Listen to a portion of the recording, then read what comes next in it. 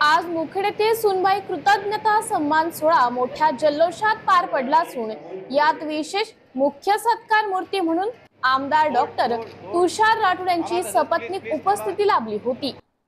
आज दिनांक 13 एप्रिल रोजी मुखेड शहरातील आर्य वैश्य मंगल कार्यालय येथे हा आगळा वेगळा सुनबाई विषयी कृतज्ञता व्यक्त करणारा सुंदर सोहळा पार पडला असून हा कार्यक्रम मानवता विचार मंच मुखेड व माजी नगर अध्यक्ष बाबू सावकार देबडवार यांच्या वतीने आयोजित केला होता।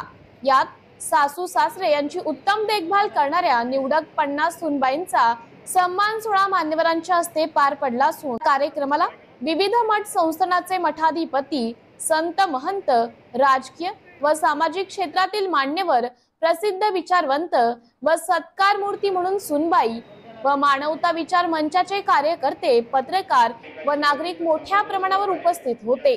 पहा टीव्ही सह्याद्री न्यूजचा पुढील खास रिपोर्ट। सावित्रीच्या लेकी समोर बसल्या या सगळ्या सुनबाईंचं, माननीय आमदार साहेबांचं, त्यांच्या सौभाग्यवतीचं मी हार्दिक अभिनंदन करतो। लेक लाडकी माहेरची, सून लाडकी सासरची।